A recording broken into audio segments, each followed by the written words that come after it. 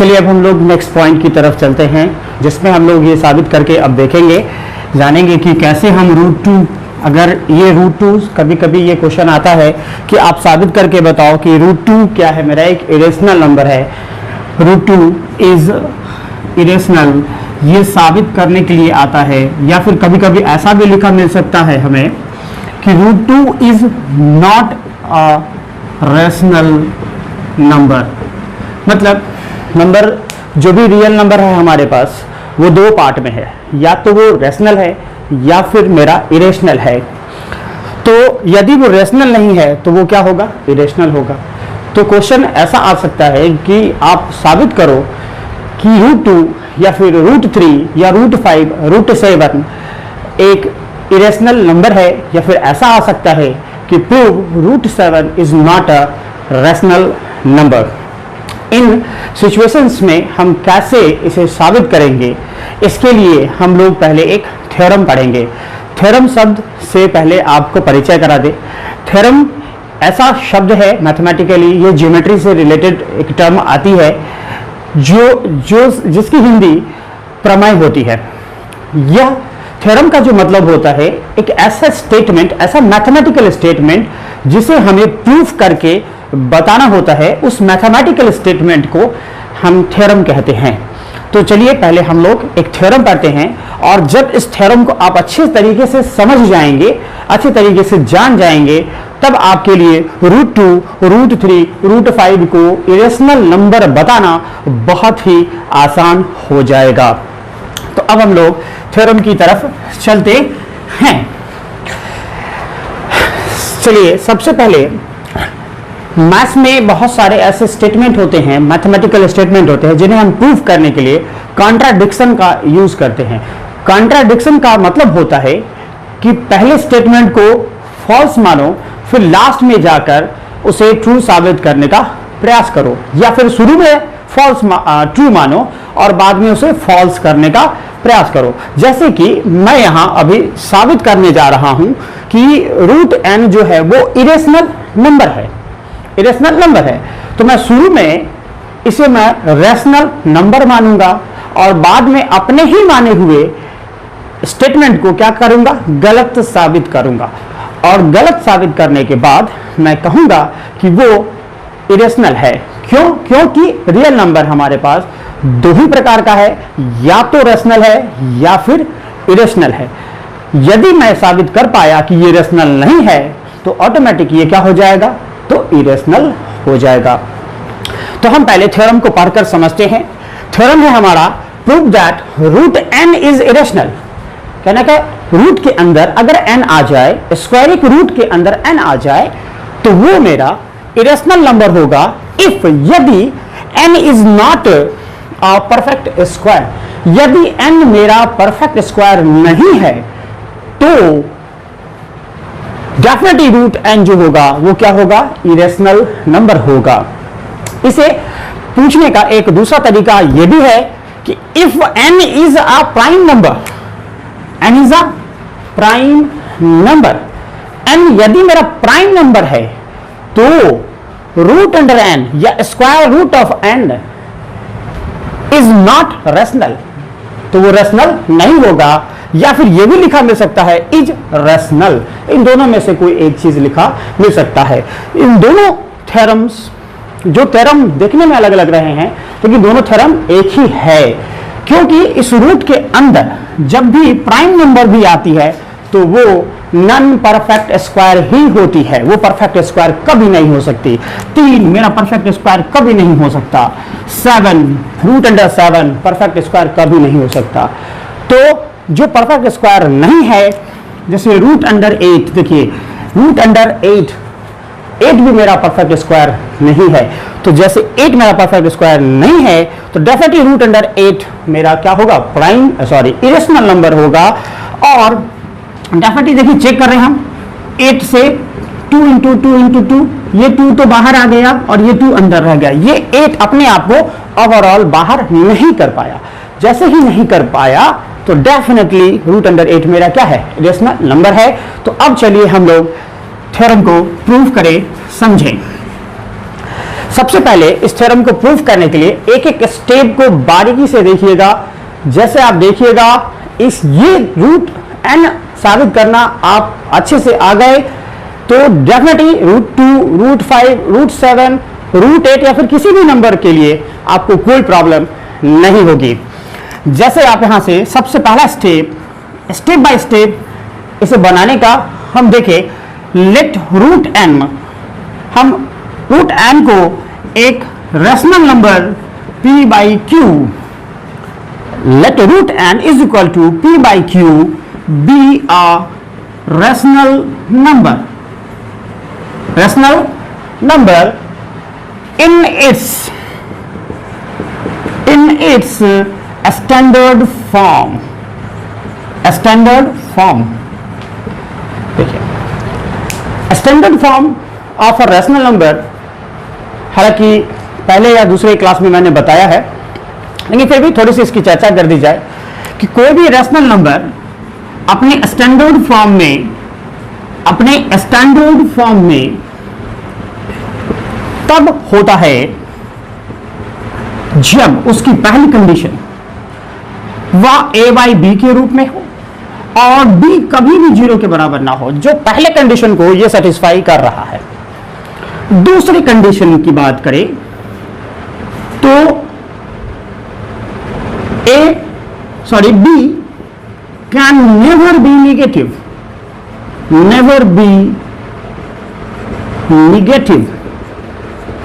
b जो होगी वो कभी निगेटिव नहीं होगी, वो भी यहां सेटिस्फाई हो रहा है क्योंकि b निगेटिव नहीं है। तीसरा condition a and b have SCF is equal to 1। तीसरे कंडीशन पे गौर दीजिएगा, a and b have SCF 1, मतलब a और b का जो SCF होना चाहिए वो 1 होना चाहिए। तो तीसरे कंडीशन पर p और q का SCF 1 होने का मतलब कि p और q किसी भी दूसरे नंबर से डिवाइड नहीं लगेंगे। जैसे 2/3 इन्हें हम डिवाइड करने का प्रयास करें तो ये किसी दूसरे नंबर से डिवाइड नहीं लगेंगे, इसलिए इनका SCF 1 है, ये एक दूसरे से नहीं कैंसिल होंगे। अब जैसे 4/6 है तो ये अपने स्टैंडर्ड फॉर्म में नहीं है, और जब तक एक रैशनल नंबर अपने स्टैंडर्ड फॉर्म में नहीं है तब तक उसकी अपनी असली पहचान उसकी नहीं मानी जाती है। तो 4/6 को जैसे ही हम स्टैंडर्ड फॉर्म में लाएं तो देखिए 2/3 अब ये अपने स्टैंडर्ड फॉर्म में आया। तो यहां स्टैंडर्ड फॉर्म कहने का मतलब ये हुआ कि जो p/q है वो अपने स्टैंडर्ड फॉर्म में है, तो वो तीनों कंडीशन को क्या करेगी, सेटिस्फाई करेगी। अगर किसी एक कंडीशन को सेटिस्फाई नहीं की, हालांकि दो कंडीशन तो मैं पहले ही देख रहा हूं कि वो सेटिस्फाई कर रही है, तीसरे कंडीशन की बात हो रही है कि वो तीसरे कंडीशन को यदि ये सेटिस्फाई नहीं किया, इसका मतलब हमने जो माना कि ये रेशनल नंबर है और ये अपने स्टैंडर्ड फॉर्म में है, तो वो क्या हो जाएगा, गलत हो जाएगा, ये गलत हो जाएगा। तो अब इसे ही हमें देखना है कि हम कैसे अपने आप को गलत साबित करें। यहां कि हमने जो माना रेशनल नंबर स्टैंडर्ड फॉर्म में है, इसे गलत साबित करके दिखाना है। यहां मैथ में बहुत सारे ऐसे थ्योरम आते हैं जिनमें हम इस मेथड का, कॉन्ट्राडिक्शन मेथड का यूटिलाइजेशन करते हैं। तो अब यहां पर हम देखते हैं, हम सबसे पहले अब स्टेप में आगे बढ़ते हैं। √n का हम यहां पे करेंगे, इसको यहां पर इन पर स्क्वायरिंग करेंगे। जनरली हमने कुछ कैलकुलेशंस में पढ़ा है कि √a का अगर स्क्वायर हो तो वो हम क्या लिखते हैं, a लिखते हैं। तो जैसे ही स्क्वायर रूट पर जब स्क्वायर होती है तो वो क्या बन जाती है, रेशनल बन जाती है। ये √a/1 ये मेरा जनरली फिलहाल अभी इरेशनल नंबर है, लेकिन a अगर स्पेशली बात की जाए तो ये मेरा रेशनल है। अर्थात अगर किसी इरेशनल पर हम स्क्वायर करें तो वो जनरली रेशनल बनता है, या फिर सीधे लफ्जों में कहा जाए, फिलहाल अभी आप कैलकुलेशन की दृष्टिकोण से देखें तो √a का स्क्वायर क्या होगा, a होगा। तो अब जैसे ही हम यहां दोनों साइड स्क्वायर करें, स्क्वायरिंग बोथ द साइड, हम लिखेंगे सेकेंड स्टेप में स्क्वायरिंग बोथ द साइड्स। जैसे ही हम स्क्वायरिंग करेंगे, रूट एन का स्क्वायर हमारे फॉर्मूले से रूट अंडर ए का स्क्वायर क्या होता है, ए होता है, तो रूट एन का स्क्वायर क्या होगा, एन होगा, और इस पर P square by Q square हो जाएगा। अब हम यहां से ट्रांसपोजिंग कर रहे हैं, तो जैसे ट्रांसपोजिंग करेंगे p square is equal to ये एन, ये क्यू स्क्वायर इस एन से जाकर मल्टीप्लाई हो जाएगा एन क्यू स्क्वायर। एक एक स्टेप को बारीकी से देखिएगा, बहुत इजी है ये। तो p square is equal to n q square. अब हमें ये बताइए, एक नंबर हमने लिया 6 लिया, 6 का अगर मैं स्क्वायर करूं तो ये क्या होगा, 36 होगा। मैंने नंबर 6 लिया, उसका स्क्वायर किया 36, क्या मैं 36 में 6 से डिवाइड करूंगा, क्या ये डिवाइड होगा, डेफिनेटली होगा। मतलब मैं एक 5 लिया नंबर, 5 का स्क्वायर किया 25 आया, फिर 5 से डिवाइड किया तो ये क्या होगा, 5 लिया उसका स्क्वायर किया 25 और उसके स्क्वायर को जब 5 से डिवाइड किया तो मेरा नंबर जो 25 था वो 5 से डिवाइड हुआ। इसका क्या मतलब है, यदि मैं कोई नंबर लूं और उसका स्क्वायर करूं तो उसके स्क्वायर को यदि लिए गए नंबर से ही डिवाइड करूं तो डेफिनेटली वो नंबर क्या होगा, डिवाइड होगा। जैसे 6 के साथ हुआ, 6 लिया, 6 के स्क्वायर 36 में 6 से ही डिवाइड किया, वो डिवाइड हुआ। 5 लिया, 5 के स्क्वायर 25 में 5 से ही डिवाइड किया, वो डिवाइड हुआ। तो ठीक उसी प्रकार का लॉजिक हमें यहां देखना है। यहां ये देखना है कि ये पी स्क्वायर है, तो किसका स्क्वायर है, तो डेफिनेटली ये नंबर है हमारे पास p, और p का जब स्क्वायर करेंगे तो ये p स्क्वायर होगा, और जब इसे हम p से डिवाइड करेंगे तो डेफिनेटली ये p स्क्वायर को डिवाइड करेगा, p स्क्वायर को डिवाइड करेगा। तो अब यहां से हम लिखेंगे since p can divide p square, p जो होगा हमारा वो p स्क्वायर को डिवाइड करेगा। जैसे ही p स्क्वायर को डिवाइड करेगा तो अब जरा हम देखें, p square is equal to n q square. यह जो p स्क्वायर है वह एन क्यू स्क्वायर के बराबर है। अगर इस p स्क्वायर की वैल्यू 100 होगी तो इस एन क्यू स्क्वायर की वैल्यू भी कितनी होगी, 100 होगी। मतलब LHS पार्ट और RHS पार्ट इक्वल है, तो दोनों पार्ट की वैल्यू क्या होगी, इक्वल होगी। तो इस दृष्टिकोण से यदि p स्क्वायर को डिवाइड कर रहा है, यदि p इस 100 को डिवाइड कर रहा है तो इस 100 को भी डिवाइड करेगा, इस 100 को भी डिवाइड करेगा, अर्थात यह जो p है वह एन क्यू स्क्वायर को भी डिवाइड करेगा। ये जो p है वह एन क्यू स्क्वायर को भी डिवाइड करेगा। मैं फिर से बोल रहा हूं, p स्क्वायर को डिवाइड कर रहा है और p स्क्वायर इस एन क्यू स्क्वायर के बराबर है। अगर इस p स्क्वायर की वैल्यू सपोज कीजिए कि 100 है या 200 ही सपोज कर लीजिए, इस p स्क्वायर की वैल्यू 200 सपोज कीजिए, तो डेफिनेटली एन क्यू स्क्वायर भी कितना होगा, 200 ही होगा।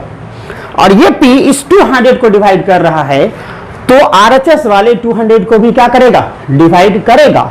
तो देयरफॉर यहां से हम लिखेंगे p can divide n q square. Therefore एक स्टेप p कैन डिवाइड, एक स्टेप यहां पर आपको ध्यान रखना है, so n q into q लिखा मैंने इसे तोड़ा है, क्यू स्क्वायर को सिर्फ यहां तोड़ा है। अब क्यों तोड़ा है, अब जरा हम देखें यहां कि p इस पूरे हिस्से को तो डिवाइड कर रही है, लेकिन इस पूरे हिस्से में से, इन दोनों में से, अब इसे दो पार्ट में मैंने फैक्टराइज कर दिया है, एक q है और दूसरा में nq है।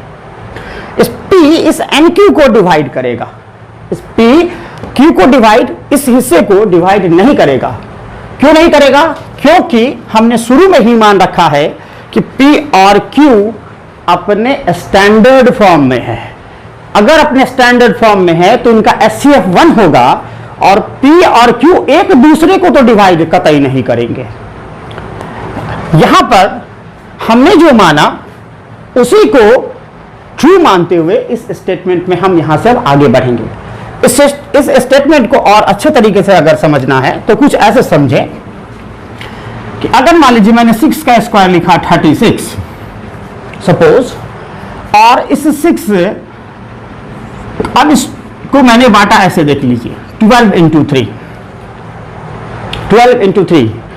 अब ये जो 6 है इस 36 के बटे हुए दो पार्ट में अगर डिवाइड लगाने की बात आएगी तो 12 को इजीली डिवाइड करेगी। लेकिन अगर डिवाइड लगाने की बात आए, इनके बीच कॉमन फैक्टर है, 3 6 के बीच कॉमन फैक्टर है, इनका एचसीएफ 1 नहीं है। लेकिन मैं समझाने के लिए ये एग्जांपल ले रहा हूं। 6 12 को डिवाइड करेगी, लेकिन इस 6 3 को डिवाइड करेगी? नहीं करेगी। 3 6 को डिवाइड करेगा, लेकिन 6 3 को डिवाइड नहीं करेगा।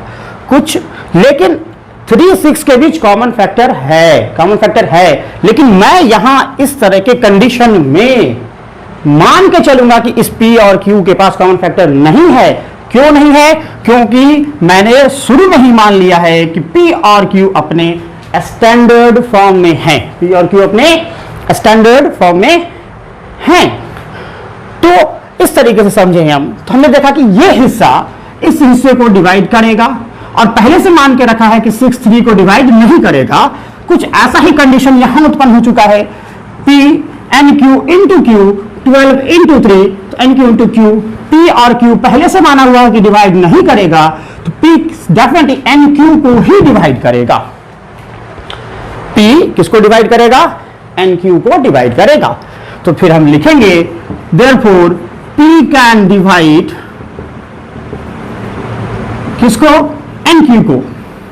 और यहां रीजन लिखेंगे because P and Q are in standard form, standard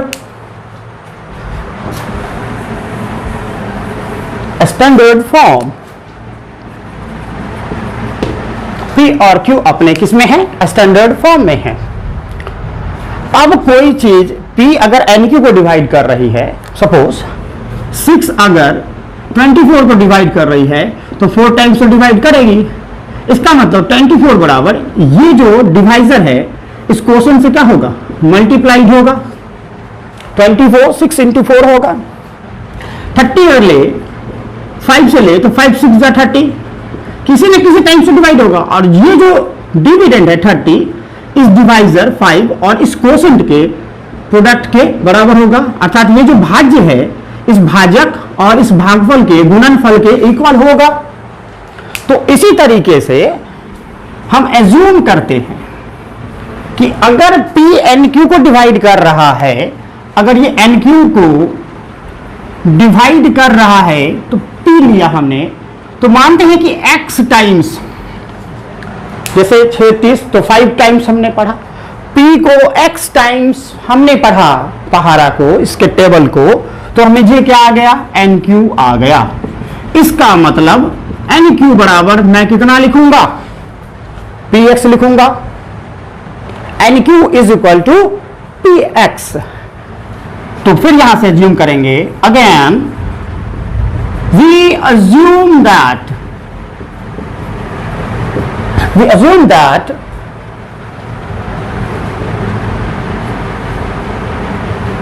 P divides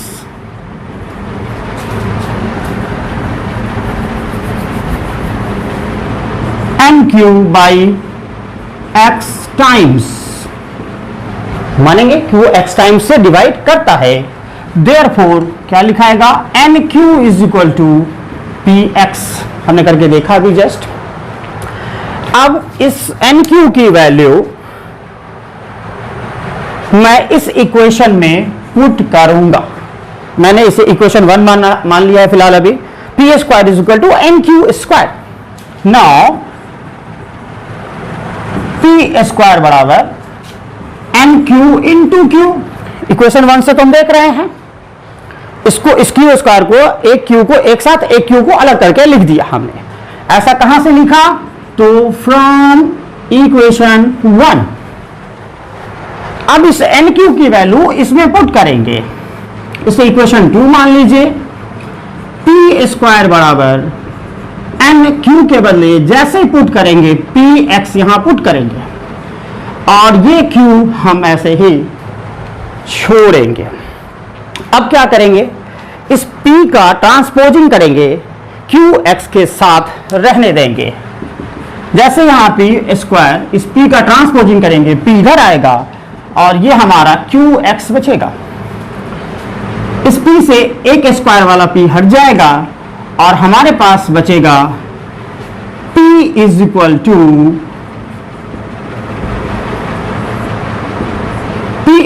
to q x. अब जरा देखिए इस स्टेटमेंट्स में क्या निष्कर्ष निकल के आई है।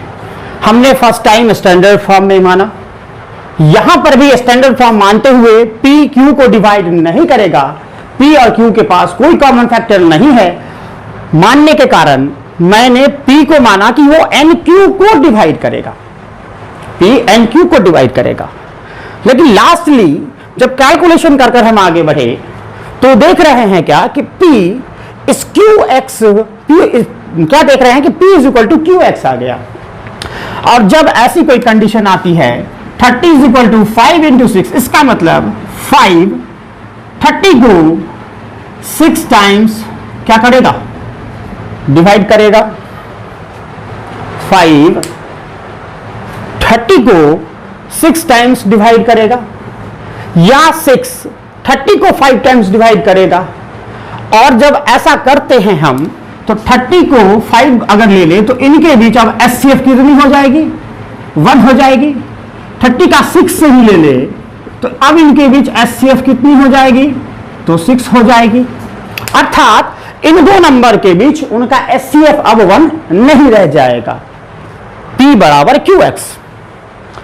या तो Q P को X बार में डिवाइड कर रहा है या फिर X P को Q टाइम्स डिवाइड कर रहा है। जैसे यहां देखा हमने 30 इज इक्वल टू 5 इंटू 6, 5 30 को 6 टाइम्स में डिवाइड कर रहा है या फिर 6 30 को 5 टाइम्स डिवाइड कर रहा है। इसका मतलब इन दोनों में किसी दो को अगर ले तो उनके बीच अब एचसीएफ 1 कतई नहीं रह सकता। तो वही बात यहां हुई। इसका मतलब यहां से हम यहां पर सिंपल लिखेंगे कि Q divides P by X times. ऊपर लिखता हूं अब थोड़ा सा इसको मिटाकर, बाई X टाइम्स। जैसे वो X टाइम्स में डिवाइड करेगा तो हम यहां से लिखेंगे so our assumption becomes wrong। जैसे हमने माना कि P और Q जो है वो P को डिवाइड कर रहा है X टाइम्स, इसका मतलब P और Q के पास HCF 1 नहीं है और HCF 1 नहीं है तो वो अपने स्टैंडर्ड फॉर्म में नहीं है। इसका मतलब हमने जो माना वो क्या हो गया? गलत साबित हुआ। तो यहां लिखा हमने so our assumption becomes wrong, hence root n is irrational। ये हुआ हमारा थ्योरम प्रूफ्ड। अब बात आई कि अब हम ये थ्योरम अगर अच्छे से सीख जाए तो √2, √3, √5, √7 जनरली यही पूछी जाती है आपसे, तो हम इसे कैसे साबित करेंगे? तो अब आपको कुछ नहीं करना है एक्स्ट्रा। आप इस थ्योरम का 2 से 4 बार या 5 बार प्रैक्टिस करें, अच्छे से प्रैक्टिस करें और सिर्फ n की जगह पर आपको 2 लिख देना है। अगर क्वेश्चन आता है आपको √2 तो आप सिर्फ n की जगह 2 लिख दे। अगर आपको क्वेश्चन √8 आता है तो आप n की जगह 8 लिख दे। अगर आपका क्वेश्चन √7 होता है तो आप n की जगह 7 लिख दे, आपका प्रॉब्लम फिनिश हो जाएगा। जैसे एक मैं करके दिखा देता हूं। मान लीजिए सिर्फ हमें क्वेश्चन होता √3 का ही होता, हमें साबित करके बताइए कि √3 मेरा एक इरेशनल नंबर है, तो मैं कुछ नहीं करूंगा, सिर्फ n की जगह पर 3 डालूंगा, बस n की जगह पर 3 डालूंगा। ये n की जगह पर बस 3 डालना है। अब हमें इस n की जगह पर फिर से मैं 3 डाल दिया, 3 डाला, फिर इस n की जगह पर 3, इस n की जगह पर फिर से 3, फिर इस n की जगह पर 3, फिर बस क्लियर। यहां से अब आगे यहां पर भी लास्ट में क्या डालेंगे, तो 3 डालेंगे, यहां भी 3। तो सभी जगह मैंने 3 बदला और ये मेरा थ्योरम क्या हो चुका है, मेरा √3 रेशनल नंबर क्या हो चुका है, प्रूफ हो चुका है। तो सिर्फ हमें सीखना यह है कि √n मेरा इरेशनल नंबर होगा यदि वो प्राइम नंबर है या फिर नॉन परफेक्ट स्क्वायर नंबर है का थ्योरम, उस पर हमारा कमांड होना चाहिए। बाकी हमें √2, √3, √5 या √8 या कुछ भी रूट करके, सिंगल रूट करके, सिर्फ अंदर नॉन परफेक्ट स्क्वायर होना चाहिए। अगर पूछा गया हो तो उसे हम साबित इजीली कर सकते हैं।